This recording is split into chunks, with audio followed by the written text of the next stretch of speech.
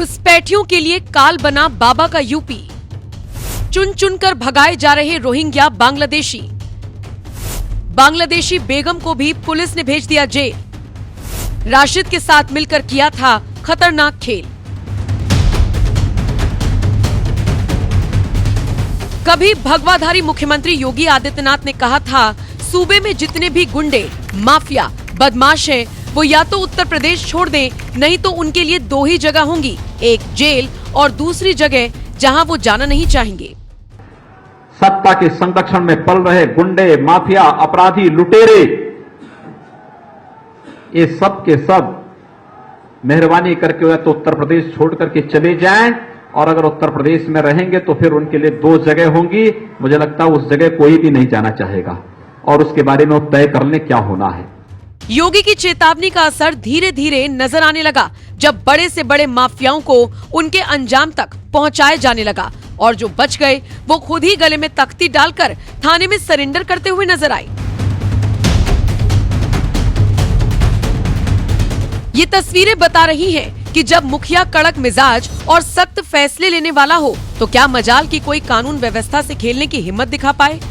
गुंडे, बदमाशों और माफियाओं की अकड़ तोड़ने वाली योगी सरकार अब लगता है घुसपैठियों के सफाई अभियान में जुट गई है। इसीलिए योगी सरकार ने आदेश दे दिया कि यूपी के कोने कोने में जहां कहीं भी रोहिंग्या और बांग्लादेशी घुसपैठिए छुपकर बैठे हैं, उन्हें ढूंढ कर निकालो और डिटेंशन सेंटर में डालो। कागजी कार्रवाई करके उन्हें उनके देश वापस भेजो। योगी का आदेश आते ही जहां घुसपैठियों के खिलाफ यूपी में ताबड़तोड़ एक्शन शुरू हुआ, तो वहीं इसी बीच जिला अमरोहा से एक ऐसा मामला निकलकर सामने आया, जहां पर एक बांग्लादेशी महिला पिछले कई दिनों से अपने पति राशिद के साथ रह रही थी। लेकिन जैसे ही यूपी पुलिस ने घुसपैठियों के खिलाफ अभियान छेड़ा, रीना बेगम भी पुलिस की रडार पर आ गई, और जल्द ही अमरोहा पुलिस ने बांग्लादेशी रीना बेगम और उसके पति राशिद अली को गिरफ्तार कर जेल भेज दिया। थाना मंडी धनौरा क्षेत्र अंतर्गत एक अवैध रूप से रह रही बांग्लादेशी महिला की सूचना प्राप्त हुई थी। सूचना पे पुलिस पहुंची तो ये जानकारी प्राप्त हुई कि ये महिला रीना बेगम है, ये बांग्लादेश निवासी है। इसने पूछताछ के क्रम में बताया कि इसने मंडी धनौरा निवासी राशिद से विवाह किया है, और अक्टूबर में ये नेपाल के रास्ते से अवैध रूप से बिना किसी वैलिड डॉक्यूमेंट्स के इंडिया में प्रवेश किया, और ये मंडी धनौरा में रह रही थी।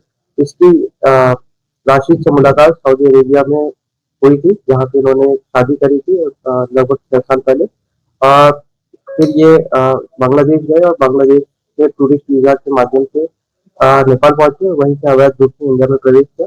इन्होंने नियमों का उल्लंघन किया है। इसमें संगत धाराओं में मुकदमा पंजीकृत किया गया, इनको गिरफ्तार कर विधिक कार्रवाई की गई। बांग्लादेशी महिला रीना बेगम और अमरोहा के राशिद अली की मुलाकात करीब 6 साल पहले सऊदी अरब के एक अस्पताल में हुई थी, जहां पर दोनों एक साथ काम करते थे और वहीं पर निकाह कर लिया। हैरानी की बात तो ये है कि आरोपी राशिद बांग्लादेशी महिला से निकाह करके भारत लौटने के बजाय उसके साथ बांग्लादेश चला गया, क्योंकि ये बात शायद वो भी जानता था कि बिना किसी वीजा पासपोर्ट के वो अपनी बेगम रीना को भारत में घुसा नहीं सकता। इसीलिए आरोपी राशिद ने एक प्लान बनाया और इसी साल मार्च के महीने में 1 महीने का टूरिस्ट वीजा बनवाकर नेपाल निकल गए, क्योंकि दोनों ने नेपाल के रास्ते भारत में घुसने का प्लान जो बना लिया था। इस दौरान बांग्लादेशी रीना बेगम की एक रील भी वायरल हुई, जिसमें वो बांग्लादेश पुलिस की तारीफ करती हुई नजर आई। বাংলাদেশের পুলিশ অনেক ভালো, বুঝছেন, পানি খাওয়ার জন্য হেল্প করতেছে। বাংলাদেশের পুলিশ অনেক ভালো, বুঝছেন, পানি খাওয়ার জন্য হেল্প করতেছে।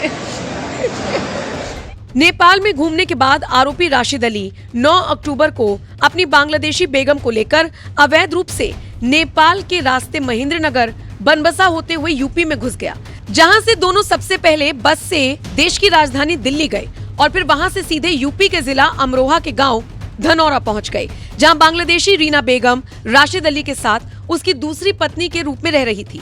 लेकिन जैसे ही योगी सरकार ने घुसपैठियों को खदेड़ने के लिए अभियान छेड़ा, तो किसी ने रीना बेगम और राशिद के बारे में पुलिस को जानकारी दे दी, और तुरंत एक्शन में आई अमरोहा पुलिस ने दोनों को गिरफ्तार कर जेल भेज दिया। मुखबिर द्वारा सूचना दी गई कि मोहल्ला कटरा कस्बा धनौरा निवासी राशिद अली पुत्र मुन्नी खान उम्र करीब 40 वर्ष के घर पर एक बांग्लादेशी महिला रह रही है। जांच की गई तो मालूम चला कि उक्त महिला रीना बेगम पुत्री सुलेमान मियां उम्र करीब 28 वर्ष बांग्लादेश की नागरिक है, जिसके पास बांग्लादेश का पासपोर्ट भी मिला। पूछताछ पर महिला द्वारा बताया गया कि महिला ने 6 वर्ष पूर्व सऊदी अरब में राशिद अली से विवाह कर लिया था, जहां पर दोनों ये अस्पताल में कार्य करते थे। उसके बाद इस वर्ष मार्च 2025 में महिला बांग्लादेश आई, जिस दौरान राशिद अली भी बांग्लादेश पहुंचा और फिर ये दोनों 30 दिन के टूरिस्ट वीजा पर नेपाल निकल गए, जहां से ये दिनांक 9 अक्टूबर को महेंद्र नगर के रास्ते बनवसा होते हुए इन्होंने अवैध रूप से बिना किसी प्रपत्र या बिना किसी वीजा के भारत में प्रवेश किया और यहाँ ये बिना कोई आधिकारिक सूचना दिए अवैध रूप से मंडी धनौरा कस्बा क्षेत्र में निवास कर रहे थे। इस संबंध में दोनों के विरुद्ध सुसंगत धाराओं में अभियोग पंजीकृत कर लिया गया है। दोनों अभियुक्तगण पुलिस हिरासत में है। अग्रिम वैधानिक कार्यवाही प्रचलित है। पुलिस पूछताछ में पता चला कि रीना बेगम के पास बांग्लादेश की राजधानी ढाका का पासपोर्ट मौजूद है, लेकिन भारत आने या रुकने का कोई आधिकारिक वीजा नहीं है।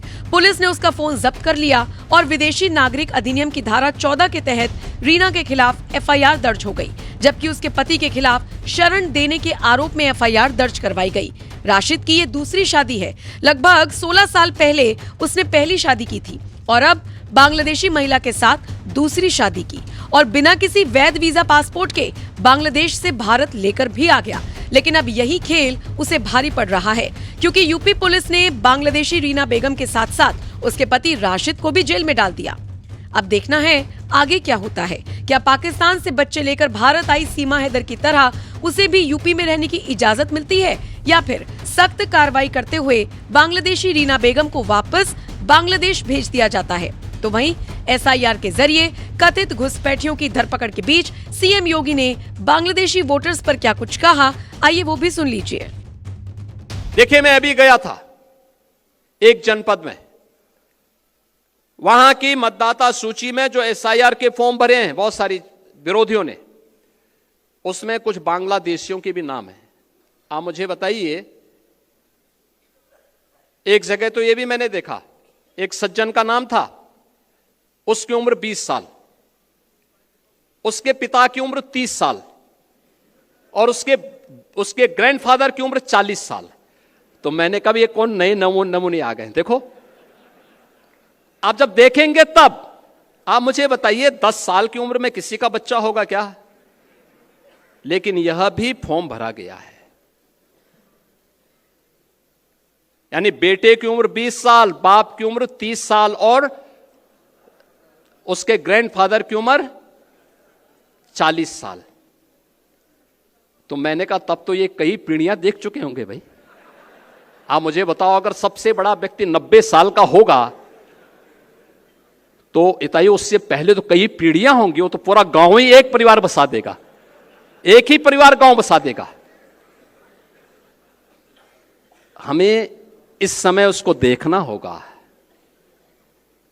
यह भी फर्जी हुआ है। नाम कहां से? पश्चिमी,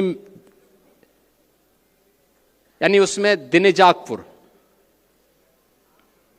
नौगांव असम, और मतदाता बने हैं संभल में। क्या मतलब है?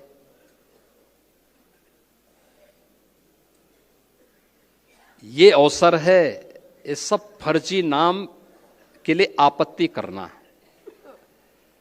हर बूथ से आपत्ति दर्ज होनी चाहिए फर्जी नामों के लिए। जो छूट गए हैं एसआईआर के लिए 12 दिन का समय अभी बाकी है। जो नए नाम भरने हैं उसके लिए भी आपके पास समय है। जिनके नाम काटने हैं उनके लिए समय है, और इस समय उन फटाफट भरवाइए, आपत्ति करिए।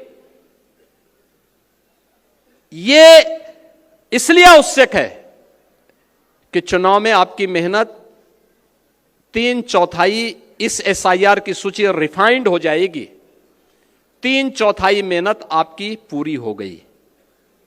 तब केवल 1/4 मेहनत आपको लोक विधानसभा चुनाव में करना होगा और धड़ल्ले के साथ 3/4 सीट भारतीय जनता पार्टी और गठबंधन के प्रत्याशी उत्तर प्रदेश में जीतेंगे, कोई संदेह इसमें नहीं होना चाहिए।